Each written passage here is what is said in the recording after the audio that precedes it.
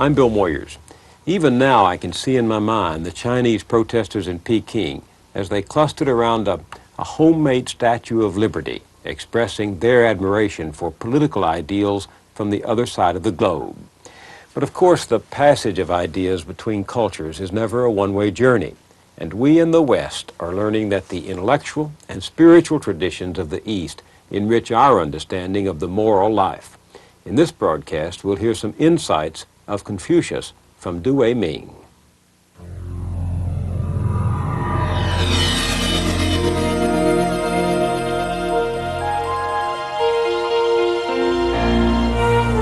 A World of Ideas with Bill Moyers. Funding for this program is provided by the John D. and Catherine T. MacArthur Foundation, a catalyst for change. Corporate underwriting is provided by General Motors and its Chevrolet, Pontiac, Oldsmobile, Buick, Cadillac, GMC Truck Divisions, and GMAC. General Motors, committed to excellence. Whether in mainland China to lecture at Beijing University or in his classroom at Harvard University, Tu Wei-ming personifies the meeting of East and West. A student of modern thought and very much a modern man himself, his roots run back to Confucius, the philosopher of ancient China. To anyone who thinks Confucianism quaint or irrelevant, Tu Wei-ming will argue that the humanism of the old sage can help us sort out some contemporary ethical problems.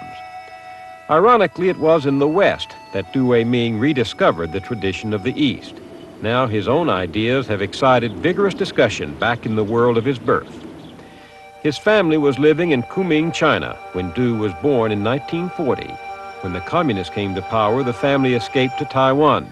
At 22, Tu came to the United States to study at Harvard, becoming in time a scholar of Chinese intellectual history, the author of 5 books on Confucian humanism, and an active voice in the dialogue on comparative religion. He is now a professor of Chinese history and philosophy at Harvard. Several times in the 1980s, he returned both to mainland China and Taiwan to lecture and listen. Before his departure for a year at the University of Hawaii's East-West Center, we talked at the Asia Society in New York City. Here we are on the verge of the 21st century, with all the world's major religions being 15 centuries old and older. Do you think in this new era these old faiths have anything to say to us?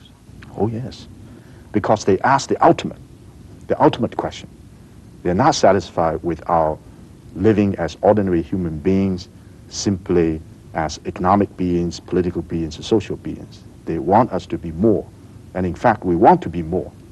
It is in this sense that religion is both extremely powerful, explosive, and demanding. But can religions that for so long excluded, that considered non-believers as other, often persecuted them because they were other, can these religions find anything in common, do you think?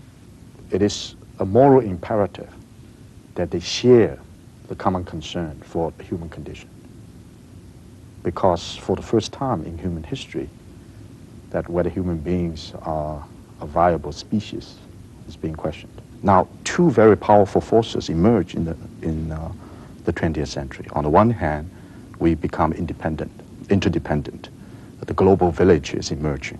So a kind of global consciousness is considered absolutely crucial for anyone, any intelligent person to look at the world. Ecological issues, nuclear annihilation, environmental issues. This all dictate the importance of global consciousness. But at the same time, in the last 10 or 15 years, the emergence of a powerful search for roots, ethnicity, land, language, so the mother tongue, the fatherland, gender, and of course, religion is part of it. And I think we need to understand the interplay between these 2, on the surface, contradictory processes, the quest for interdependency and global consciousness on the one hand, and at the same time, this profound need for searching for one's own roots. To belong to that which is like us, that where we are welcome. Right. The tradition that I'm particularly aware of, the Confucian tradition, assumes that each and every human being is embedded, in other words, fated to be a particular human being in terms of ethnicity, gender, the birth, the place you were born, and your own socialization, and so forth. I think the fascinating lesson in the Confucian tradition is to say how to transform our being embedded in a particular condition into potentiality and instruments for self-realization. Well, how do you do it, for example? You are Confucian. You're not living anywhere near your geographical roots. The culture from which you came has changed dramatically over the years since you've been gone. Your family is scattered, I presume. So, but you are still a practicing Confucian? In the sense that I'm capable of doing it.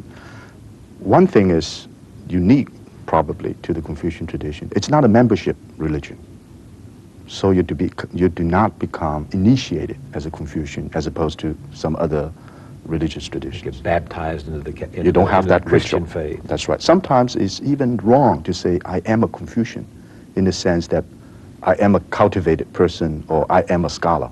Some other people may recognize you as such, but you don't make that kind of claim.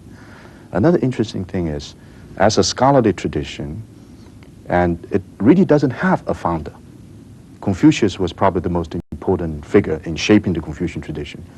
But like Judaism, a lot happened before Moses, so a lot happened before Confucius. It's a scholarly tradition. It's a form of life. It's a way of learning to be human.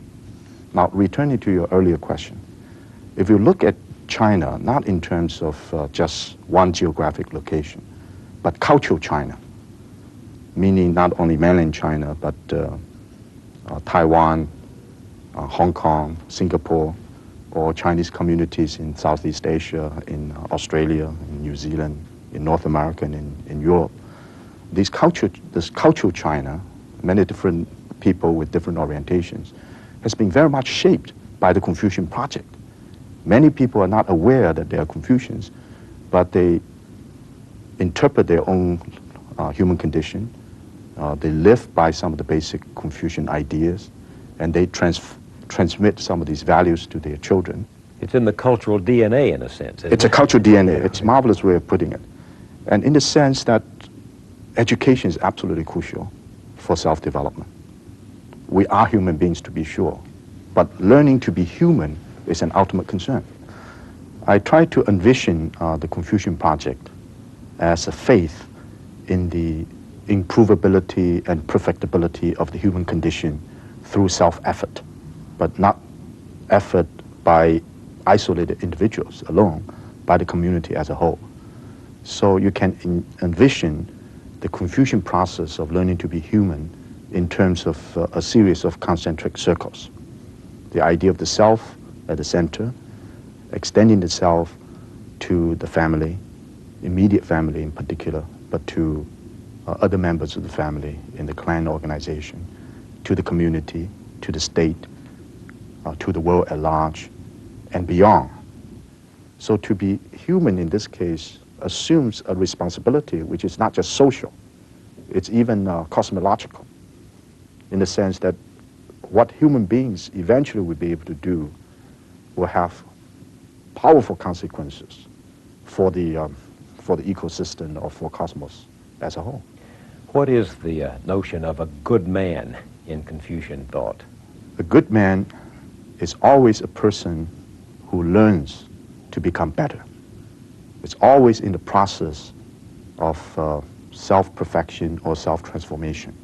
Very much in the tradition of, say, Emerson or Thoreau, the ideal person in a dynamic process of trying to transform himself or herself. How does one do that?